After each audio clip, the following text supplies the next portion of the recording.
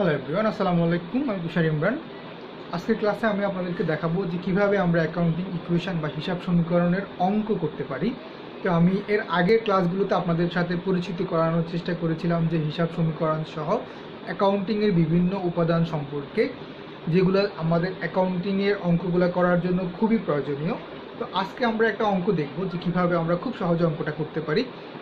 এর আগে হিসাব সমীকরণের অঙ্ক করার আগে আমাদেরকে যে কাজটা করতে হয় সেটা হচ্ছে যে হিসাব সমীকরণের যে ঘর রয়েছে সেই ঘরটাকে আমরা কিভাবে নির্ণয় করব। ঘর নির্ণয় করার জন্য আমাদেরকে সবার আগে যে কাজটা করতে হবে সেটা হচ্ছে প্রশ্নটাকে খুব ভালো করে পড়তে হবে। প্রশ্নটাকে খুব ভালো করে পড়ার পরে আমাদের সম্পদের জন্য আমরা কি কি ঘর নিব, তারপর হচ্ছে আমাদের দেনাদারের জন্য দেনাদার না, দায়ের জন্য আমরা কি কি ঘর নিব, তারপর হচ্ছে মালিকানা শর্তের জন্য আমরা কি কি ঘর নিব। এই সব কিছু আগে আমাদেরকে প্রশ্নটা ভালো করে পড়ে ফাইন্ড আউট করতে হবে, দেন আমরা অ্যাকাউন্টিং ইকুয়েশনের ঘর করব। তো প্রথম আমি যে কাজটা আপনাদেরকে করতে বলবো সেটা হচ্ছে যে আপনারা এরকম একটা ফরম্যাট আগেই নিয়ে নেবেন।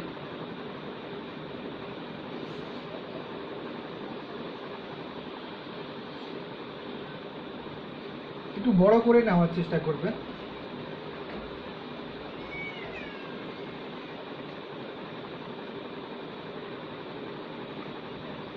আমি যেটা হাতে করতেছি স্কেলের মতো ঠিক মতো হয়তো হচ্ছে না, বাট একটু বড় করে নেওয়ার চেষ্টা করবেন। এবার আমরা এখানে লিখবো হচ্ছে তারিখ,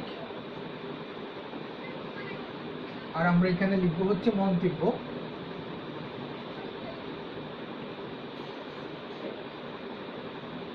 তারিখ,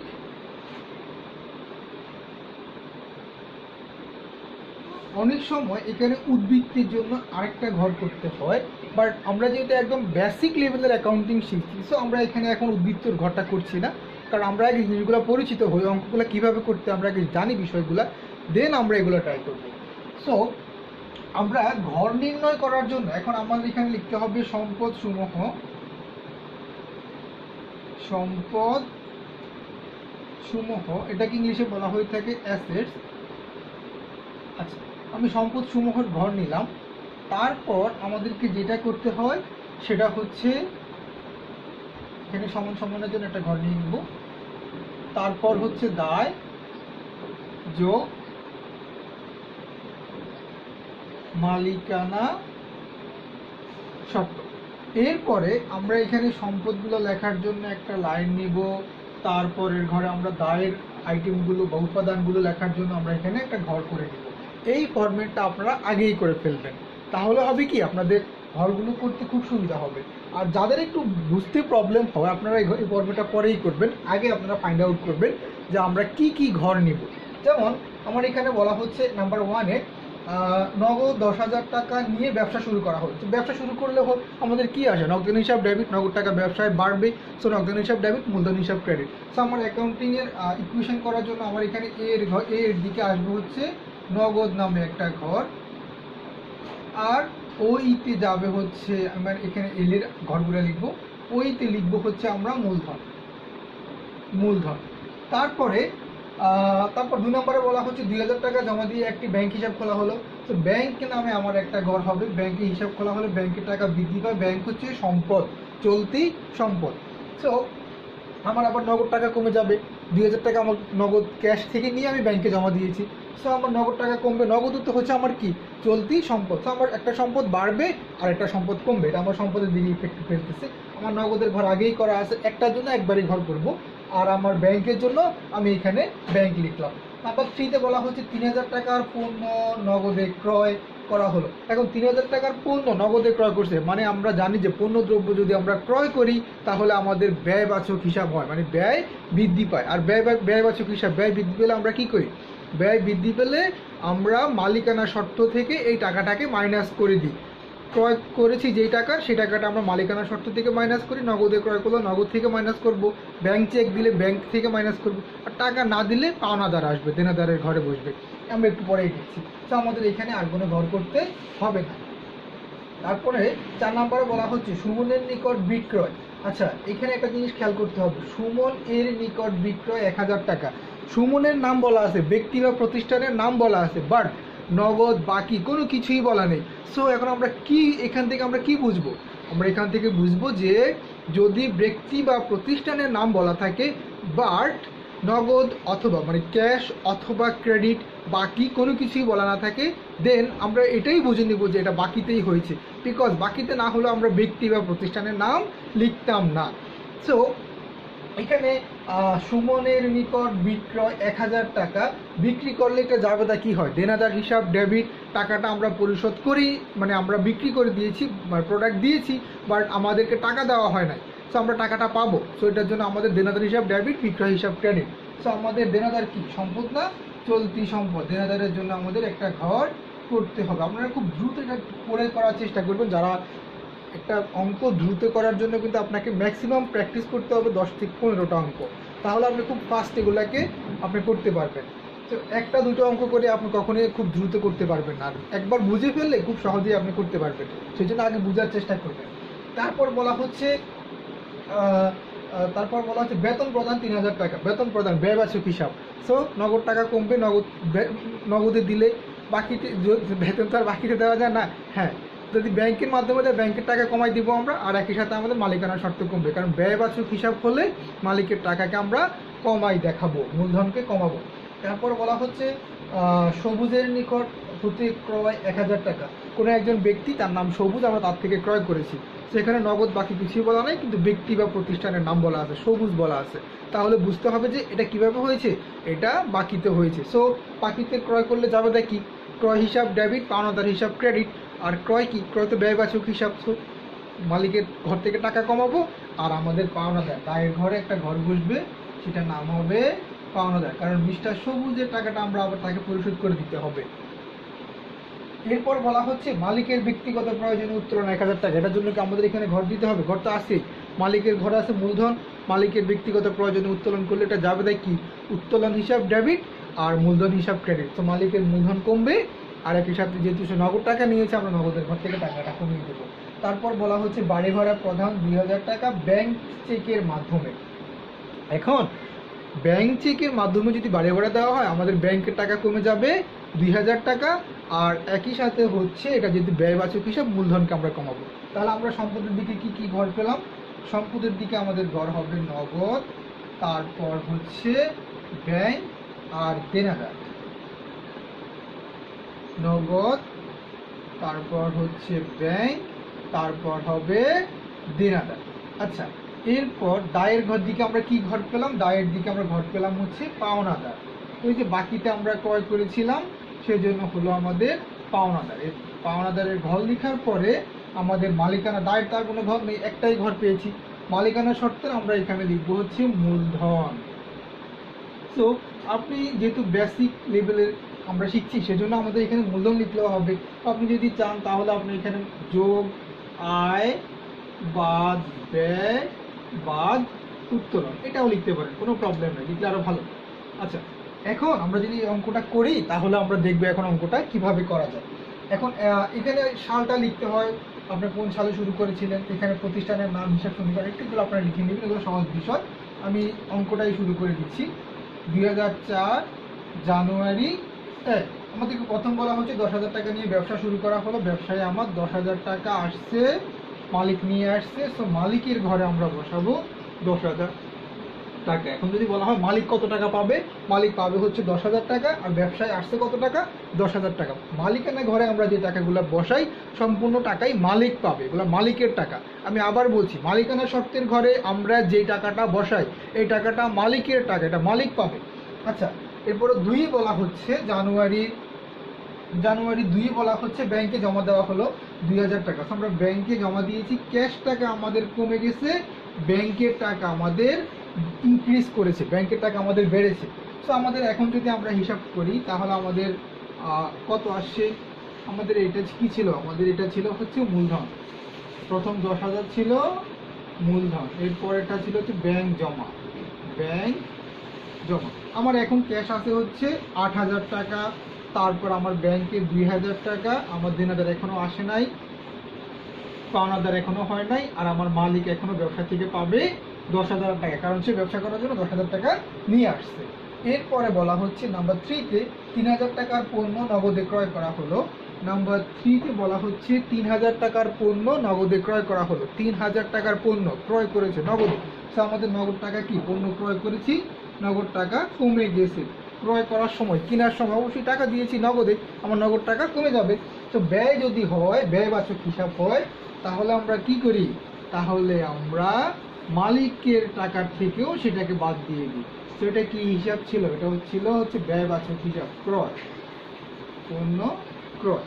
এখন যদি আমাকে জিজ্ঞাসা করা হয় যে আমার ব্যবসায়ের কি হাল অবস্থা, আমার এখন নগদে আছে হচ্ছে 5000 টাকা, ছিল 8000, 3000 টাকার পণ্য কিনলাম, আছে 5000। আমার ব্যাংকে এখনো জমা আছে 2000, আমার দেনাদার এখনো হয় নাই, পাওনাদার এখনো হয় নাই, মালিকের আছে হচ্ছে আমার 7000 টাকা। এরপরে বলা হচ্ছে নাম্বার 4-এ, জানুয়ারির 4 তারিখ, সুমনের নিকট ক্রয় 1000 টাকা, যেটা বাকিতে সুমনের নিকট বিক্রয় 1000 টাকা, সরি, সুমনের নিকট বিক্রয় 1000 টাকা। তো বাকিতে বিক্রি করলে যাবে তাই কি, দেনাদার হিসাব ডেবিট, বিক্রয় হিসাব ক্রেডিট। তো বিক্রি করলে কি হয়, আয় বৃদ্ধি পায়, বিক্রি করলে কি হয়, আয় বৃদ্ধি পায়, ক্রয় করলে কি হয়, ব্যয় বৃদ্ধি পায়। এগুলো একদম ভালো করে আপনাদেরকে বুঝতে হবে। ক্রয় করলে ব্যয় বৃদ্ধি পায়, বিক্রি করলে আয় বৃদ্ধি পায়। সো যেহেতু আমার আয় বৃদ্ধি পেয়েছে, সো মালিকানা শর্ত বাড়াই দেখাবো আমরা। আবার যদি আমার ব্যয় বৃদ্ধি পায়, মালিকানা শর্ত আমরা কমাই দেখাবো। এখন বলা হচ্ছে সুমনের নিকট বিক্রয় 1000 টাকা। সো আমার এখানে নগদ টাকা আসে নাই, ব্যাংকেও সে টাকা দেয় নাই, সে টাকার পণ্যটা আমাদের কাছ থেকে কিনেছে বাকিতে। তো আমরা সুমন থেকে পাবো, এই জন্য আমরা এটা দেনাদারের ঘরে দেখাবো। আচ্ছা, তারপর হচ্ছে পাওনাদারটা এখনো হয়ই নাই, এখন আমার 1000 টাকা মালিকের ঘরেও বাড়াই দেখাবো। কেন, কারণ বিক্রি করলে আয় হয়, আয় বৃদ্ধি পায়, আয় বৃদ্ধি পেলে মালিকানা শর্তের ঘরে আমরা এটাকে যোগ করি। আর এটা আমরা কি করেছিলাম, এখানে বিক্রয় করেছিলাম, বিক্রয়। এখন যদি আমাকে জিজ্ঞেস করা হয় যে আমার ব্যবসায়ের কি হাল অবস্থা, তাহলে আমি বলবো আমার ক্যাশে এখনো আছে হচ্ছে 5000 টাকা, আমার ব্যাংকে আছে হচ্ছে 2000 টাকা, আমার দেনাদার আছে হচ্ছে 1000 টাকা, আমার এখনো পাওনাদার হয় নাই, মালিকের আছে হচ্ছে 8000 টাকা। নাম্বার 5-এ বলা হচ্ছে বেতন প্রধান 3000 টাকা, 3000 টাকার বেতন দেওয়া হয়েছে। তো বেতন দিলে কি হবে, টাকা কমে গেছে না, তো আমার নগদ টাকা কমবে। আর নগদ টাকা কমলে ব্যয় হলে আমরা কি করি, মালিকের টাকা থেকেও সেটাকে বাদ দিয়ে দিই। একটু ভালো করে বোঝার চেষ্টা করুন। ব্যয় হলে আমরা সেটাকে মালিকের টাকা থেকেও বাদ দিয়ে দিই, ব্যয় হলে আমরা কি করি, মালিকের টাকার থেকে বাদ দিয়ে দিই, আয় হলে মালিকের টাকার সাথে যোগ করি। আমি মালিকানা শর্তের দিকটা বুঝাচ্ছি। আর এইখানে আমরা দেখবো কি নগদের টাকাটা দিয়েছি নাকি ব্যাংক থেকে দিয়েছি। নগদে দিলে নগদের থেকে কমাবো, ব্যাংক থেকে দিলে ব্যাংকের থেকে কমাবো। তো নগদে দিয়েছি। এখন যদি আমাকে জিজ্ঞেস করা হয় 5 তারিখের পরে আমার নগদ কত টাকা আছে, আমরা বলবো নগদ আছে হচ্ছে 2000 টাকা, ব্যাংকে কত 2000 টাকা। তারপরে আমার দেনাদার আছে হচ্ছে 1000 টাকা, পাওনাদার আমার এখনো হয় নাই, মালিকের আমার কত টাকা আছে, মালিক পাবে হচ্ছে ব্যবসা থেকে 5000 টাকা। তাহলে এটা আমরা কি করেছিলাম, 5 তারিখে বেতন দিয়েছিলাম। আমরা মন্তব্যের ঘরে লিখে দিব বেতন। খুবই সহজ বিষয়টা। আপনি যদি একটু ভালো করে বুঝে ফেলেন, একবার আপনি বিষয়টা বুঝে ফেলেন, তাহলে কিন্তু অ্যাকাউন্টিং ইকুয়েশন বা হিসাব সমীকরণের মতো অঙ্ক এর থেকে সহজ অঙ্ক আর নেই, খুবই সহজ অঙ্কগুলো। তারপর হচ্ছে নাম্বার 6, সবুজের নিকট হতে ক্রয়। এবার আমরা কোনো একটা ব্যক্তি বা প্রতিষ্ঠান থেকে কিনেছি, তার থেকে পণ্যটা আমরা নিয়ে আমাদের দোকানে চলে এসেছি, বাট আমরা তাকে এখনো টাকাটা দিই নাই। সো টাকাটা সে পাবে, সে তৃতীয় পক্ষ আমাদেরকে বলবে ভাই টাকা পাই দেন, আপনি আমার থেকে 1000 টাকার প্রোডাক্ট বাকিতে কিনেছিলেন। সো আমার কি হয়, বাকিতে প্রোডাক্ট ক্রয় করলে আমার পাওনাদার হয়। সো এটা ছিল হচ্ছে 6 তারিখের ঘটনা। নগদে টাকা যায় নাই, ব্যাংকেও টাকা যায় নাই, আসেও নাই। আচ্ছা, দেনাদারের ঘরেও কিছু হবে না, আমার পাওনাদার হয়েছে কত, 1000 টাকা। যেহেতু ক্রয় করেছি, ক্রয় করলে ব্যয় বৃদ্ধি পায়, ব্যয় বৃদ্ধি পেলে মালিকের টাকাকে আমরা কমাই দেখাবো, মালিকের টাকা থেকে বাদ দিব। তাহলে এখন যদি 6 তারিখের পরে আমাকে জিজ্ঞেস করা হয় যে আমার প্রতিষ্ঠানে নগদ কত আছে, আপনার প্রতিষ্ঠান আমার মালিককে বলে দিব নগদ আছে হচ্ছে 2000 টাকা, ব্যাংকে কত আছে 2000 টাকা, দেনাদার কত আছে 1000 টাকা, পাওনাদার আছে 1000 টাকা, আর মূলধন মানে মালিক কত টাকা পাবে, মালিক পাবে হচ্ছে 4000 টাকা। এরপরে 7 তারিখে বলা হচ্ছে মালিকের ব্যক্তিগত প্রয়োজনে উত্তোলন 1000 টাকা। মালিক যদি তার ব্যক্তিগত কোনো প্রয়োজনে ব্যবসা থেকে টাকা নেয়, তো আমার ক্যাশ টাকা এখানে কমবে। মালিকের ব্যক্তিগত প্রয়োজনে 1000 টাকা সে নিয়ে গেছে, সো আমার 1000 টাকা আমার ক্যাশ থেকে কমে গেল। মালিক যাওয়ার সময় 1000 টাকা নিয়ে গেছে ক্যাশ বক্স থেকে, তাহলে মালিকের ব্যক্তিগত প্রয়োজনে যদি টাকা নেওয়া হয়, আমার ক্যাশ টাকা কমে গেছে 1000। একই সাথে যেহেতু আমার ক্যাশ থেকে টাকা কমে গেছে, মালিক যদি এখন দাবি করে সে 4000 টাকা আমাদের ব্যবসা থেকে পাবে, তাহলে কি হবে?